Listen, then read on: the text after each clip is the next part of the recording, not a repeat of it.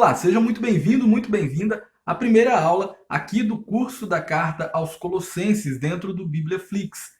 Nesta primeira aula, nós vamos estudar o capítulo 1. Na aula anterior, na aula introdutória, nós entendemos aí o pano de fundo, o fundo histórico básico desta carta tão importante aqui do Novo Testamento. Como nós já vimos, essa carta foi escrita pelo apóstolo Paulo por volta do ano 62 e 64 depois de Cristo. Ele estava preso em uma prisão domiciliar em Roma e ele escreveu essa carta para a igreja que ficava na cidade de Colossos. É interessante que não foi Paulo quem fundou essa igreja, provavelmente foi um homem chamado Epáfras, mas que recebeu o evangelho através da vida de Paulo. É interessante também que essa carta foi direcionada para uma igreja que estava caminhando para o seu fim. Na verdade, a cidade de Colossos estava caminhando para o seu fim. Quando eu digo que a igreja estava caminhando para o seu fim, é nesse sentido. Provavelmente os irmãos permaneceram firmes na fé e com o passar do tempo as pessoas foram deixando aquela cidade. Mas a cidade de Colossos, por causa de desastres naturais, principalmente terremotos, provavelmente foi se acabando com o passar do tempo. Não conseguia se reestruturar depois dessas grandes catástrofes que aconteciam. É interessante que a carta aos Colossenses é considerada o maior tratado cristológico do Novo Testamento.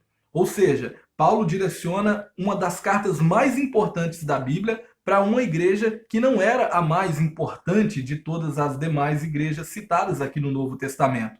Isso nos mostra que o evangelho ele é uma preciosidade que não faz distinção de pessoas.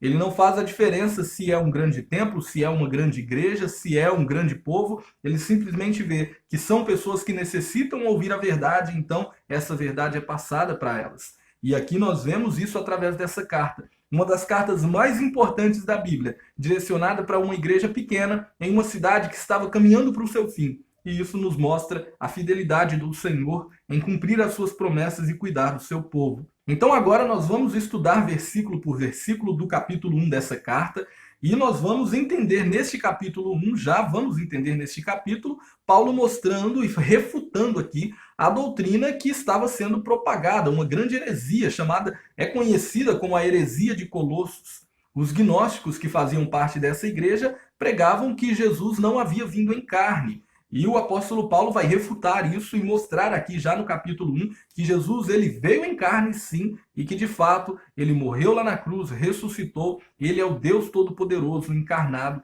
que veio à Terra. Então, este que era um dos grandes riscos daquele tempo, o gnosticismo, ele foi combatido por Paulo, ele foi combatido por João, ele foi combatido pelos demais apóstolos porque era um risco que a igreja corria, uma falsa doutrina que estava chegando para eles e que precisava ser combatida, e que nessa carta foi combatida de forma ímpar. É o que nós vamos ver aqui na exposição de versículo por versículo desses capítulos. Ok? Então, parabéns por ter ingressado neste curso da Carta aos Colossenses. Eu tenho certeza que você será ricamente abençoado com todo esse conteúdo. Então pegue aí a sua Bíblia, nós vamos ler aqui o capítulo 1, do verso 1 até o verso de número 14 e começar a fazer a explicação. E logo depois nós passaremos para as outras partes aqui desse capítulo. O capítulo 1 tem ao todo 29 versículos e nós vamos acompanhando um por um para compreendermos tudo que o apóstolo Paulo quis dizer aqui neste primeiro capítulo da carta. Colossenses capítulo 1, versículo de número 1, diz assim a palavra de Deus. Paulo, apóstolo de Cristo Jesus, pela vontade de Deus, e o irmão Timóteo, aos santos e fiéis, irmãos em Cristo, que estão em Colossos. A vocês, graça e paz da parte de Deus nosso Pai e do Senhor Jesus Cristo. Sempre agradecemos a Deus, o Pai do nosso Senhor Jesus Cristo, quando oramos por vocês, pois temos ouvido falar da fé que vocês têm em Cristo Jesus e do amor que têm por todos os santos, por causa da esperança que lhes está reservada nos céus, a respeito da qual vocês ouviram por meio da palavra da verdade, o evangelho que chegou até vocês. Por todo o mundo, este evangelho vai frutificando e crescendo, como também ocorre entre vocês desde o dia em que ouviram e entenderam a graça de Deus em toda a sua verdade. Vocês o aprenderam de Epáfras, nosso amado cooperador, fiel ministro de Cristo para conosco, que também nos falou do amor que vocês têm no Espírito. Por essa razão, desde o dia em que o ouvimos, não deixamos de orar por vocês e de pedir que sejam cheios do pleno conhecimento da vontade de Deus, com toda a sabedoria e entendimento espiritual. E isso para que vocês vivam de maneira digna no Senhor e em tudo possam agradá-lo, frutificando em toda boa obra, crescendo no conhecimento de Deus e sendo fortalecidos com todo o poder, de acordo com a força da sua glória, para que tenham toda a perseverança e a paciência com alegria, dando graças ao Pai, que nos tornou dignos de participar da herança dos santos no reino da luz. Pois ele nos resgatou do domínio das trevas e nos transportou para o reino do seu Filho amado, em quem temos a redenção, a saber, o perdão dos pecados. Então essa é a primeira parte, e aqui nós já vemos o apóstolo Paulo falando e mostrando aqui para eles que ele ora por esses irmãos. E nós vamos iniciar aqui, relendo novamente aqui agora o versículo 1, e entendendo o seguinte: quem é o autor da carta já ficou claro aqui desde o primeiro versículo. Paulo, apóstolo de Cristo Jesus. Então foi o apóstolo Paulo quem escreveu essa epístola. Essa epístola deveria ser lida tanto na igreja, na casa de Filemon, quanto nas demais igrejas em Colossos. E é interessante que o apóstolo Paulo, ele começa se apresentando da seguinte forma: Paulo, apóstolo de Cristo Jesus, pela vontade de Deus. Ele já começa mostrando aqui a sua autoridade apostólica, mas detalhe, ele diz que essa autoridade apostólica vem da parte de Deus, é da vontade de Deus que ele se tornou apóstolo, e não pela sua própria vontade. E é interessante quando ele cita isso, porque Paulo faz questão de mostrar que a sua autoridade não vem de si próprio. Ele não se auto-intitulou apóstolo, mas ele é apóstolo pela vontade de Deus. O próprio Deus colocou isso sobre ele e ele deveria cumprir esse chamado. É interessante que ele fala, apóstolo de Cristo Jesus pela vontade de Deus, e o irmão Timóteo. Quando nós lemos o irmão Timóteo, dá a entender que Timóteo escreveu a carta junto com Paulo, mas na verdade não é isso que ele está dizendo. Era comum que ele colocasse que Timóteo estava com ele já no início da carta, para que os irmãos tivessem ciência que Timóteo concordava com tudo aquilo que Paulo estava falando. Então o autor da carta foi o apóstolo Paulo, Timóteo estava ali junto com ele quando ele escreveu.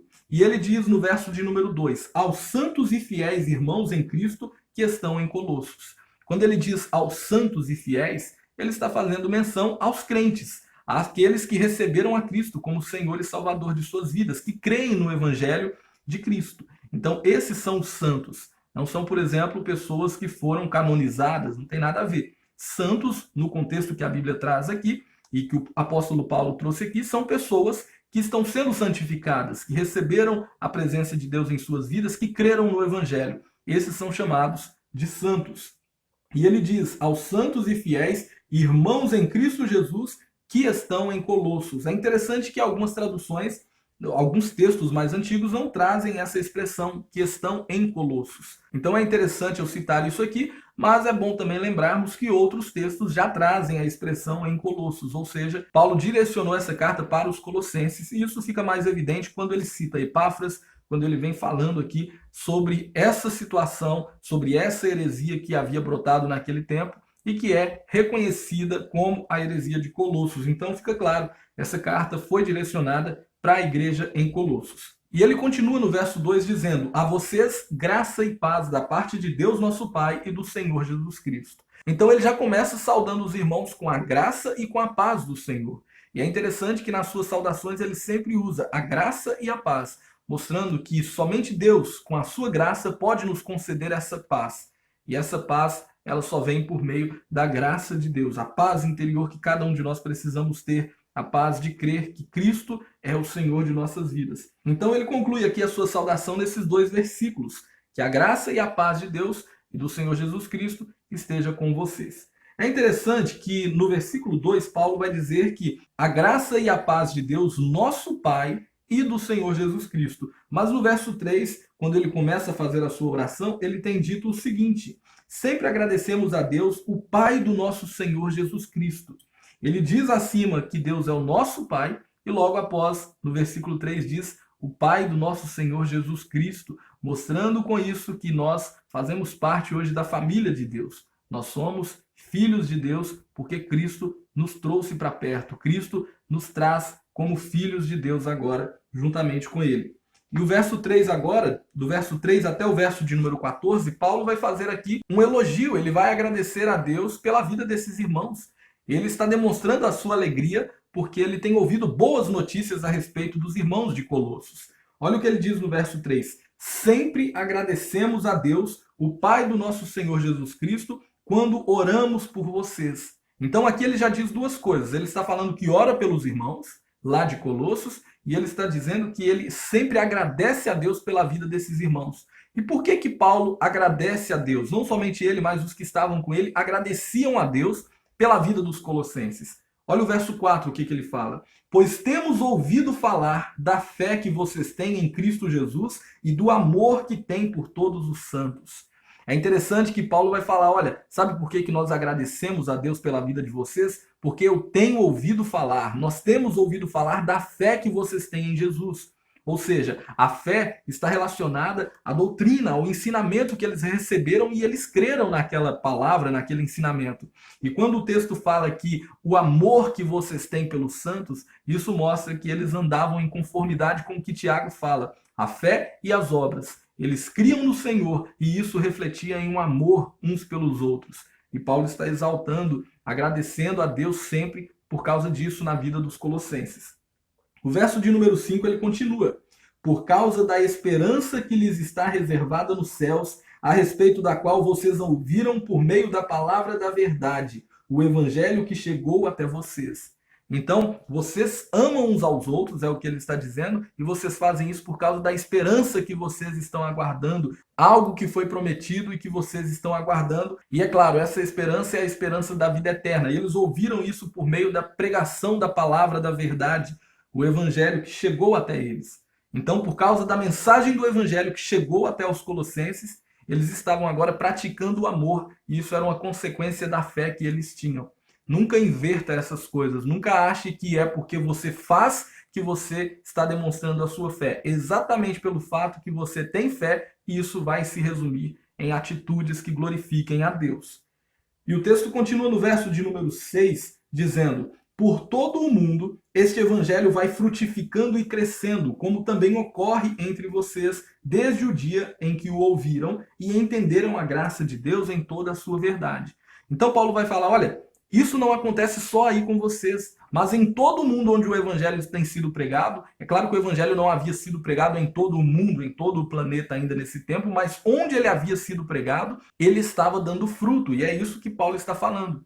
Onde esse evangelho é pregado, os frutos começam a surgir, e ele está dizendo, assim como ocorre entre vocês, desde o dia em que o ouviram e entenderam a graça de Deus em toda a sua verdade. Ou seja, desde quando vocês entenderam que estavam mortos em seus pecados, em seus delitos, e que Cristo trouxe-os para a nova vida, que Cristo ressuscitou a cada um de nós, nos tirou do lamaçal de pecado e nos salvou, isso tem dado frutos, onde esse evangelho da graça de Deus é pregado em toda a sua verdade. Ele continua dizendo aqui, no versículo de número 7, vocês o aprenderam de Epáfras, nosso amado cooperador, fiel ministro de Cristo para conosco, que também nos falou do amor que vocês têm no Espírito. Então ele está falando, olha, vocês aprenderam esse evangelho através de Epáfras. E Epáfras é o nosso cooperador, um homem bom, um homem de Deus, que também nos falou novidades aí a respeito de vocês. É isso que Paulo está falando. Epáfras, que provavelmente se converteu através da pregação de Paulo, esse homem agora levou a mensagem do evangelho para os colossenses. E é interessante que Paulo está falando que ele é um cooperador, ele é um amado cooperador, ou seja, ele sempre está ajudando, cooperando para que o reino de Deus continue avançando. Era, de fato, um homem de Deus. E é interessante que Paulo vai falar que ele também trouxe as notícias a respeito dos colossenses para Paulo. E ele trouxe as notícias para Paulo do amor que eles têm no Espírito, ou seja, todos eles se amam, são um só corpo, uma só fé, um só Espírito. Eram as notícias que ele trazia para Paulo, mostrando que esses irmãos eram um no Senhor. E ele vai dizer no verso 9, por essa razão, desde o dia em que o ouvimos, ou seja, desde quando Epáfras falou isso para a gente, não deixamos de orar por vocês e de pedir que sejam cheios do pleno conhecimento da vontade de Deus. Então Paulo está falando, olha, desde o dia que Epáfras contou isso para a gente sempre está orando por vocês. Sabe para quê? E aqui é interessante, Porque ele poderia falar: estamos orando para que a igreja cresça, para que vocês construam um templo maior, para que vocês possam receber várias bênçãos. Nada disso. Paulo está falando: nós oramos e oramos por vocês para que vocês sejam cheios do pleno conhecimento da vontade de Deus. Por que ele está falando do pleno conhecimento da vontade de Deus? Ele está dizendo isso porque lembra de qual era a doutrina que estava tentando adentrar no meio desse povo, o falso ensinamento dos gnósticos? O gnosticismo dizia que o homem deveria chegar a Deus através do conhecimento, ele deveria ir se aperfeiçoando através do conhecimento até se santificar. E aqui Paulo está falando: eu espero que nós oramos para que vocês sejam cheios do pleno conhecimento de Deus, da vontade de Deus. Qual é a vontade do Senhor para vocês? E ele diz: com toda a sabedoria e entendimento espiritual. Ou seja, sabedoria é quando você coloca em prática o conhecimento que você tem, o entendimento espiritual. Quando ele fala isso, ele está mostrando: não é simplesmente o conhecimento terreno, não é simplesmente o conhecimento dos gnósticos, mas é o conhecimento e o entendimento espiritual, a sabedoria espiritual, de entender que Deus é soberano e faz todas as coisas conforme a sua vontade. E ele vai dizer no verso 10: e isso para que vocês vivam de maneira digna do Senhor e em tudo possam agradá-lo, frutificando em toda boa obra, crescendo no conhecimento de Deus e sendo fortalecidos com todo o poder, de acordo com a força da sua glória, para que tenham perseverança e paciência com alegria. Olha que interessante, quando ele começa a trazer essas palavras, não tem ponto final. Ele começa a trazer e é uma vírgula atrás da outra, porque e lá naquele contexto nem a vírgula tinha. Ele vem mostrando que a sua oração era para que os irmãos fossem cheios do conhecimento de Deus e, consequentemente, eles vivessem de maneira digna do Senhor, ou seja, que eles vivessem uma vida santa que glorificasse a Deus. E ele vai dizer: e para que em tudo possam agradá-lo, frutificando em toda boa obra. Ou seja, para que vocês, agora que vivem de maneira santa, possam agradar ao Senhor, através da fé de vocês, através do viver de vocês, para que o Senhor esteja sempre contente com vocês, crescendo no conhecimento de Deus e sendo fortalecidos com todo o poder. Então ele está falando que vocês sejam fortalecidos com todo o poder, não o poder do homem, mas o poder de Deus. Que o poder de Deus fortaleça vocês. É a oração que Paulo fazia, que ele estava clamando a Deus pela vida dos irmãos. De acordo com a força da sua glória, para que tenham toda a perseverança e a paciência com alegria. Então, ele está aqui usando várias palavras: força, poder, glória, para que os irmãos pudessem passar por toda situação, com toda perseverança e paciência, e diante de tudo isso ter alegria. Ou seja, não era somente perseverar, não era somente ter paciência, mas aguardar essa esperança, essa promessa do Senhor de uma vida eterna com alegria, com satisfação, porque Deus cuidava de cada um deles. E ele vai dizer no verso 12, continuando ainda, ele diz: dando graças ao Pai que nos tornou dignos de participar da herança dos santos no reino da luz. Então, vocês devem perseverar, devem ter paciência com alegria e dando graças a Deus, ou seja, sempre agradecendo ao Senhor, porque que ele nos tornou dignos de participar da herança dos santos no reino da luz. Ou seja, o Senhor tornou todas essas pessoas que creem no Evangelho dignas de participar da herança, da vida eterna, da glória do Senhor um dia lá nos céus. E ele continua dizendo no verso 13: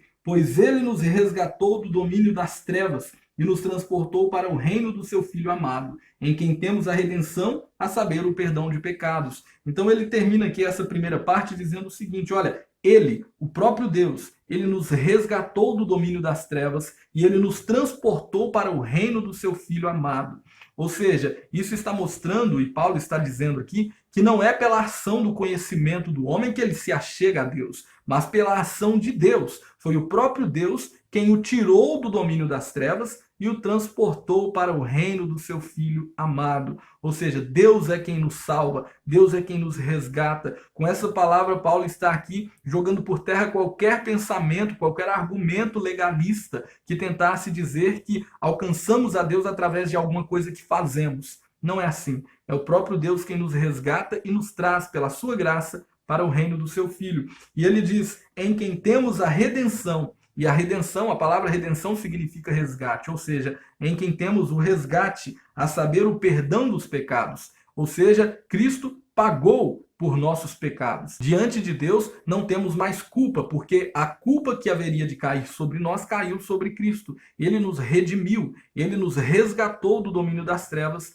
e nos trouxe agora para o reino do seu Filho através do sacrifício de Cristo. Então, o que nós vemos aqui neste, que é um dos textos mais lindos? Nós vemos que Paulo está do versículo 3 até o versículo de número 14, louvando a Deus pela vida desses irmãos e dizendo: olha, eu ouvi falar que vocês têm fé no Senhor e que praticam essa fé através do amor. Por isso, eu sempre oro por vocês.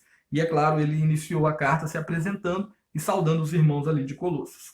Agora, irmãos, do verso 15 até o verso de número 23, Paulo vai falar sobre a supremacia de Jesus. Ele vai mostrar que Jesus é maior do que tudo, do que todos, através desses versículos, do 15 até o 23. E é interessante que aqui ele traz essas informações com o intuito de refutar aquela falsa doutrina que estava chegando entre os irmãos. E eu vou citar aqui do verso 15 até o verso de número 23, depois a gente volta estudando cada versículo. Diz assim o verso 15 até o 23. Ele é a imagem do Deus invisível, o primogênito de toda a criação, pois nele foram criadas todas as coisas, nos céus e na terra, as visíveis e as invisíveis, sejam tronos ou soberanias, poderes ou autoridades. Todas as coisas foram criadas por ele e para ele. Ele é antes de todas as coisas e nele tudo subsiste. Ele é a cabeça do corpo, que é a igreja. É o princípio e o primogênito dentre os mortos, para que em tudo tenha a supremacia. Pois foi do agrado de Deus que nele habitasse toda a plenitude, e por meio dele reconciliasse consigo todas as coisas, tanto as que estão na terra quanto as que estão no céu, estabelecendo a paz pelo seu sangue derramado na cruz. Antes, vocês estavam separados de Deus e na mente de vocês eram inimigos por causa do mau procedimento de vocês. Mas agora ele os reconciliou pelo corpo físico de Cristo, mediante a morte, para apresentá-los diante dele santos, inculpáveis e livres de qualquer acusação, desde que continuem alicerçados e firmes na fé, sem se afastarem da esperança do evangelho que vocês ouviram e que tem sido proclamado a todos os que estão debaixo do céu. Esse é o evangelho do qual eu, Paulo, me tornei ministro.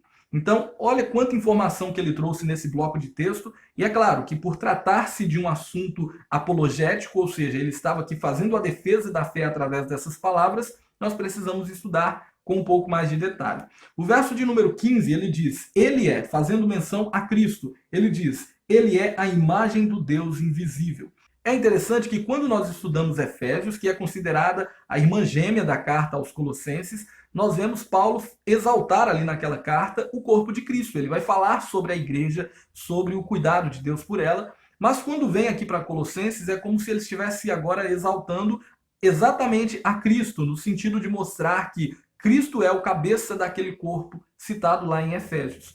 É interessante que tanto Colossenses quanto Efésios foram escritas no mesmo período. Tanto Colossenses, Filemão, Efésios e Filipenses são as cartas da prisão que Paulo escreveu quando estava preso nessa prisão domiciliar lá em Roma.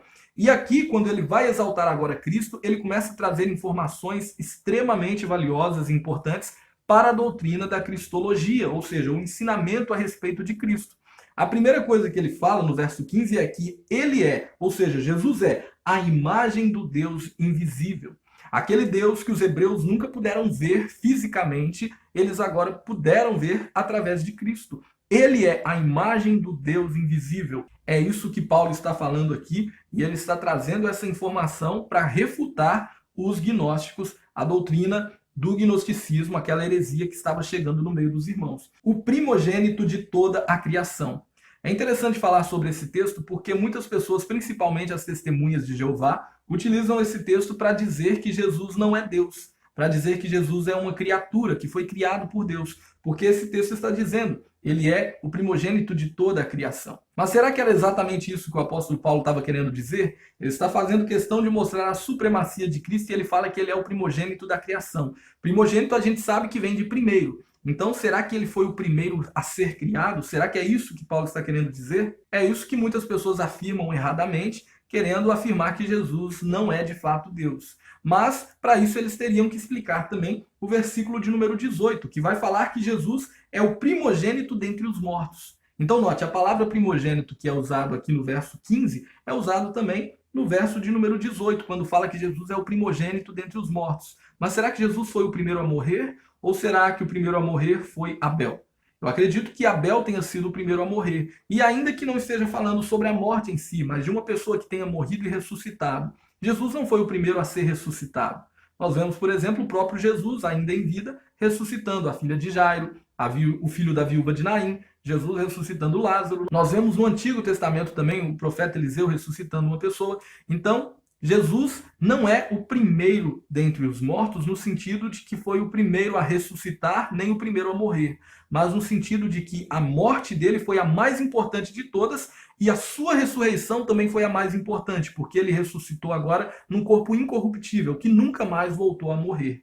Nesse contexto de que Jesus é o primogênito dentre os mortos por ser o mais importante nesse sentido, quando a Bíblia diz que ele é o primogênito de toda a criação, não quer nos dizer que ele é o mais importante dos seres criados, mas quer nos dizer que ele é aquele que tem maior importância sobre todas as coisas porque ele as criou. E isso fica claro logo no versículo seguinte, porque o texto vai dizer: pois nele foram criadas todas as coisas, nos céus e na terra, as visíveis e as invisíveis. Então, ele não é um ser criado, ele é o Criador. A Bíblia está dizendo que nele foram criadas todas as coisas.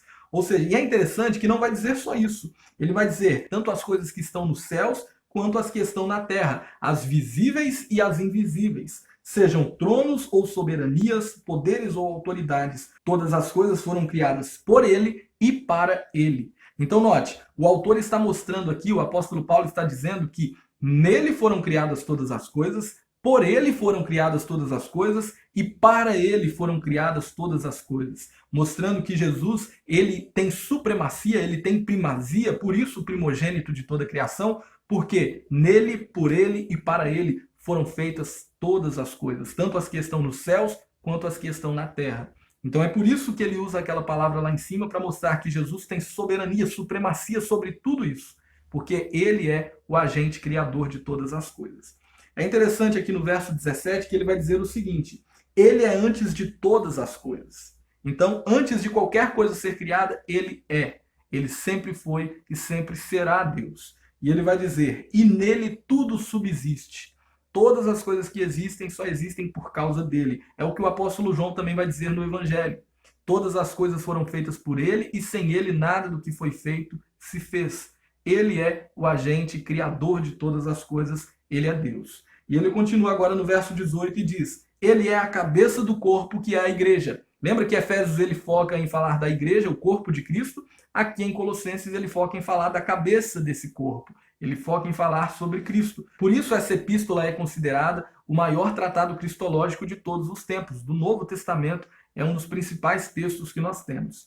E ele vai dizer: ele é a cabeça do corpo que é a igreja. É o princípio e o primogênito dentre os mortos, para que em tudo tenha a supremacia. Ou seja, para que em tudo ele seja soberano, para que em tudo ele tenha o primeiro lugar, para que em tudo ele seja exaltado, ele também é o princípio e o primogênito dentre todos os mortos. Ou seja, o texto está nos mostrando, o apóstolo Paulo está declarando aqui que Jesus é superior a tudo e a todos. Ele é o próprio Deus e não somente uma emanação de Deus, como os gnósticos queriam dizer. Eles diziam, por exemplo, que Deus, ele por não poder tocar em nenhuma coisa da matéria, porque a matéria era impura, ele então cria um ser inferior a ele, nesse caso seria Jesus, e aí sim esse ser age e cria todas as coisas da matéria, por exemplo. E é claro que Paulo já começou refutando isso. Ele é a imagem do Deus invisível. Ele é de fato Deus. No verso 19 ele vai dizer: pois foi do agrado de Deus que nele habitasse toda a plenitude. Ou seja, Paulo vai dizer aqui que Cristo é de fato Deus, que nele habita corporalmente aqui a plenitude de Deus. Cristo é Deus no mais pleno sentido da palavra. É isso que ele está dizendo. Plenitude é a totalidade, é a completude de algo. E Cristo de fato é Deus. Ele vai dizer no verso 20: e por meio dele reconciliasse consigo todas as coisas, tanto as que estão na terra quanto as que estão nos céus, estabelecendo a paz pelo sangue derramado na cruz. Ou seja, através do sacrifício de Cristo lá na cruz, ele reconciliou o mundo com Deus. Ele veio acabar com aquela separação que havia entre o homem e Deus. Lembra quando Cristo morre na cruz, o véu do templo se rasga de alto a baixo? Ali estava Cristo reconciliando o mundo com Deus novamente. É o próprio Deus agindo para que o ser humano pudesse agora ter acesso a ele novamente. E é interessante que a Bíblia sempre vai trazer isso para nós. Nós achamos que é nós que nos achegamos a Deus, mas sempre a Bíblia nos mostra Deus vindo até nós. E ele orientando para que façamos isso também. Quando oramos o Pai Nosso, que venha o teu reino. Jesus sempre nos orienta a buscar ao Senhor, mas crendo que Ele é quem nos busca primeiro. É o pastor quem vai atrás da ovelha. É o Senhor quem veio enviar a boa notícia. Foi o Senhor quem enviou os seus profetas. Foi o Senhor que vinha até o jardim do Éden para conversar com Adão e Eva. O Senhor sempre vai estar em busca dessa reconciliação com o homem e ela foi operada perfeitamente lá na cruz do Calvário. Cristo reconciliou o mundo para com Deus. E quando eu cito o mundo aqui, são as pessoas que de fato creram no Evangelho, nessa mensagem ministrada por Paulo e pelos apóstolos. No verso 21, ele vai trazer agora uma realidade dura para os irmãos, mas que é a realidade. Ele vai dizer: antes, vocês estavam separados de Deus e na mente de vocês eram inimigos por causa do mau procedimento de vocês. Então ele já deixa claro, olha, antes de conhecer a Cristo, antes de Cristo fazer o que fez, vocês estavam separados de Deus. Vocês eram inimigos dele em sua mente. E tudo isso por causa do mau procedimento de vocês. Todos os homens eram pecadores e por causa disso estavam destituídos da glória de Deus. É isso que o apóstolo Paulo vai dizer lá em Romanos. E aqui ele está novamente citando, todos nós éramos inimigos de Deus. Mas o texto não termina por aqui. Ele vai trazer agora o contraponto. E ele vai dizer no verso 22, mas agora ele os reconciliou pelo corpo físico de Cristo. E é interessante quando ele cita o corpo físico de Cristo, porque os gnósticos, eles diziam naquele tempo que Cristo, ele não tinha um corpo físico. E isso é uma afronta ao cristianismo, porque o cristianismo prega a ressurreição de Cristo. Se Cristo não veio em carne, não morreu e não ressuscitou em carne, nós não temos esperança. Mas se ele de fato veio, morreu e ressuscitou em um corpo físico, nós temos sim hoje a esperança da vida eterna. Então, quando Paulo detecta essa heresia que estava sendo ensinada, ele vem e diz: ele nos reconciliou pelo corpo físico de Cristo. Não como um fantasma que caminhava sobre a areia e não deixava suas pegadas. Não. Ele reconciliou-nos através do corpo de Jesus, corpo físico, de carne e sangue. E ele vai dizer, mediante a morte, para apresentá-los diante dele santos, inculpáveis e livres de qualquer acusação. Ou seja, os gnósticos eles traziam também uma grande carga de legalismo sobre os irmãos, querendo que os irmãos cumprissem outros rituais da lei e várias outras cerimônias, como por exemplo jejuns prolongados ou até mesmo penitências para que eles martirizassem o seu corpo a fim de alcançar um conhecimento, alcançar uma elevação espiritual para se santificarem. E Paulo vem e diz, não, vocês receberam de Cristo, através da graça dele, a salvação. Foi ele quem salvou todos vocês pelo sacrifício do corpo físico dele lá na cruz. E detalhe, para que, mediante a sua morte, apresentá-los diante dele santos, inculpáveis e livres de qualquer acusação. Então, para se santificar, não é questão de simplesmente tentar fazer algo, mas foi o que ele já fez para que vocês se tornassem santos. Inculpáveis, ou seja, vocês hoje diante de Deus estão puros, porque ele já pagou, Jesus já pagou pelos seus pecados lá na cruz. E ele conclui dizendo, livres de qualquer acusação. Então, ainda que os gnósticos chegassem acusando e falando que eles não tinham Deus de fato, que eles não eram crentes de fato, Paulo já está mostrando, vocês estão livres dessas acusações, porque foi por isso que Jesus morreu lá na cruz por vocês. E ele vai dizer aqui no verso 23, desde que continuem alicerçados e firmes na fé, sem se afastarem da esperança do evangelho que vocês ouviram e que tem sido proclamado a todos os que estão debaixo dos céus. Este é o evangelho do qual eu, Paulo, me tornei ministro. Então, vocês devem permanecer inculpáveis, santos, purificados diante de Deus e livres de qualquer acusação, desde que vocês permaneçam nessa verdade, neste evangelho que foi pregado a vocês.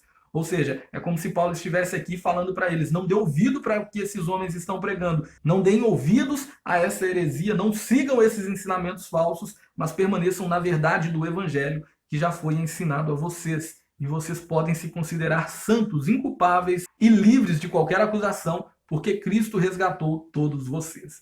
Então, o que nós vemos aqui do verso 15 até o verso de número 23? Nós vemos Paulo mostrando a soberania, a supremacia de Jesus, mostrando que ele de fato é Deus, no mais pleno sentido da palavra. Ele é Deus, criador de todas as coisas. E foi pelo seu sacrifício que todos os irmãos que outrora eram inimigos de Deus agora podem estar vivos, podem ser inculpáveis, santos e livres de qualquer acusação, porque Cristo os salvou.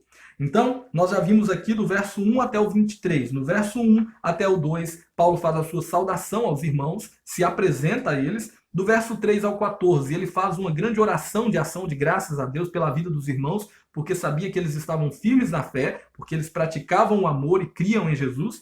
E do verso 15 ao 23, Paulo já começou a exaltar a soberania de Cristo, mostrando que ele é criador de tudo e de todos, que ele é Deus no mais pleno sentido da palavra. Agora, do verso 24 do capítulo 1 até o verso de número 5 do capítulo 2, Paulo vai falar sobre o seu esforço, o seu trabalho para ajudar os irmãos, para cuidar da igreja de Deus aqui na terra. E é interessante que aqui há a divisão. No versículo 29 conclui o capítulo 1, e aí então começa o capítulo 2. Mas essa divisão, ela não existia nos originais. Quando a Bíblia foi escrita, não havia divisão de capítulos e versículos. No nosso curso aqui do Bibliaflix, lá em Bibliologia, você aprende sobre isso. Quando é que a Bíblia foi dividida em capítulos e versículos. Mas naquele tempo não havia essas divisões. Por isso, Paulo veio em uma pegada só, toda a escritura aqui, desde o verso 24 até o capítulo 2, verso 5. Mas, como nós temos aqui a pausa por causa dessa divisão do capítulo 2, nós vamos ler então do verso 24 ao 29, concluir o estudo do capítulo 1 e na próxima aula continuamos estudando esse bloco de informações que já é no capítulo 2 também. O verso 24 diz o seguinte: agora me alegro em meu sofrimento por vocês, e completo no meu corpo o que resta das aflições de Cristo em favor do seu corpo, que é a igreja. Dela me tornei ministro de acordo com a responsabilidade por Deus a mim atribuída, de apresentar-lhes plenamente a palavra de Deus, o mistério que esteve oculto durante épocas e gerações, mas que agora foi manifestado a seus santos. A ele quis Deus dar a conhecer entre os gentios a gloriosa riqueza deste mistério, que é Cristo em vocês, a esperança da glória. Nós o proclamamos advertindo e ensinando a cada um com toda a sabedoria, para que apresentemos todo homem perfeito em Cristo. Para isso eu me esforço lutando conforme a sua força, que atua poderosamente em mim. Então olha que lindo como que ele conclui aqui o capítulo 1. É claro que no capítulo 2 ele vai continuar esse assunto, mas olha o que ele está falando sobre o seu esforço pela igreja. Essa é uma carta apologética. Ele escreveu porque ele detectou um risco no meio daqueles irmãos, que era essa heresia de Colossos que estava chegando, e ele então está falando sobre o que ele estava passando. No verso 24 ele está dizendo o seguinte: agora me alegro em meus sofrimentos por vocês. Então, mesmo ele estando preso, mesmo ele passando por tantas dificuldades por pregar o evangelho, ele está dizendo que ele está alegre por causa desses sofrimentos. E ele diz: e completo no meu corpo o que resta das aflições de Cristo em favor do seu corpo, que é a igreja. Quando ele diz que ele completa no seu corpo o resto dos sofrimentos, das aflições de Cristo em favor da igreja, não quer dizer que Paulo está completando a obra de Cristo.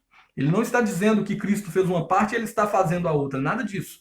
Ele está simplesmente usando o contexto de corpo de Cristo ser igreja. Então ele está dizendo: Cristo sofreu lá na cruz, ele morreu lá na cruz do Calvário para salvar a igreja. Nós, a igreja, somos o corpo de Cristo.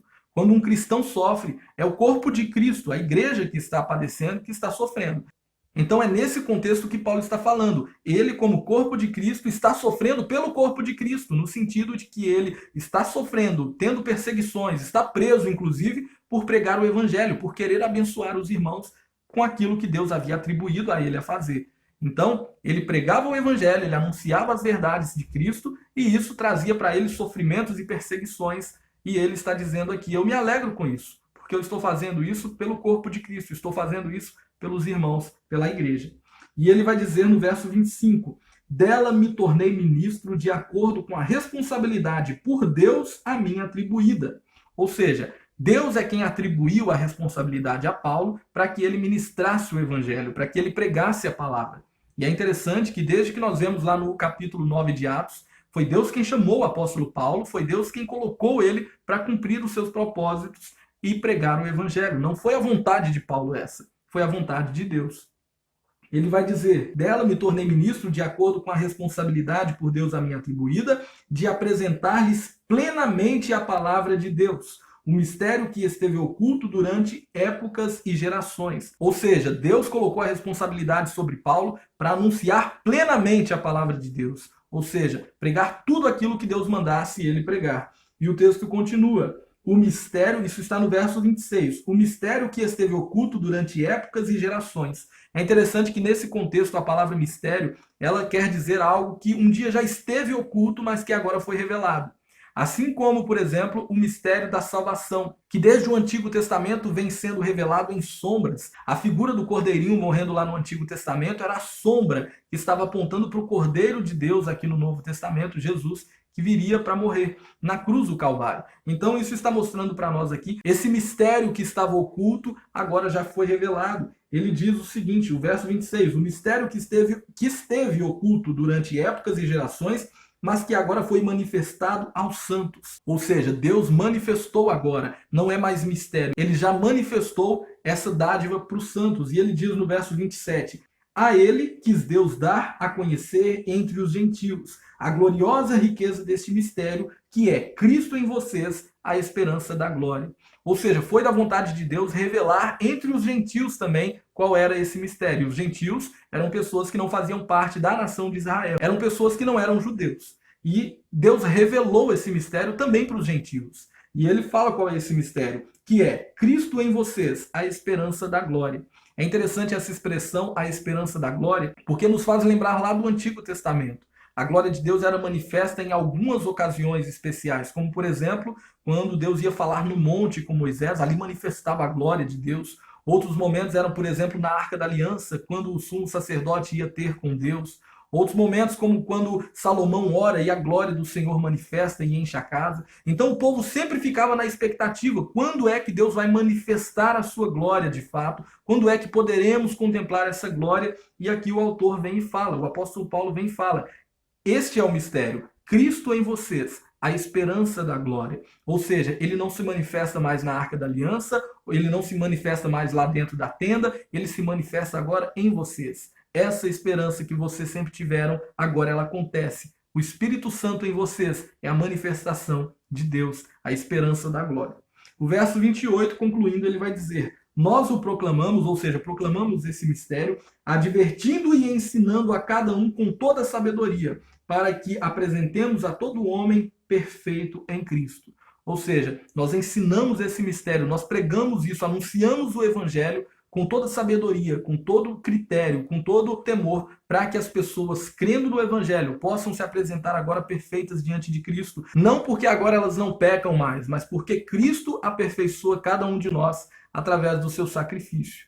E ele conclui no verso 29 dizendo, para isso eu me esforço, lutando conforme a sua força que atua poderosamente em mim. Ou seja, quando ele usa essa expressão, eu me esforço, ele está aqui citando como se fosse um atleta correndo e que já está no seu limite, dando o último sangue, dando a última força. Ele está se arrastando se for necessário, ele está se esforçando ao máximo para quê? Para que ele possa continuar pregando, lutando, trazendo essa convicção para os irmãos de que Cristo é de fato Deus e de que ele nos redimiu lá na cruz do Calvário. E ele concluiu dizendo, lutando conforme a sua força, ou seja, é Deus quem o está fortalecendo, é Deus quem o está incentivando e o mantendo, sustentando. E ele diz que atua poderosamente em mim, ou seja, é o poder de Deus que faz com que ele consiga fazer todas essas coisas.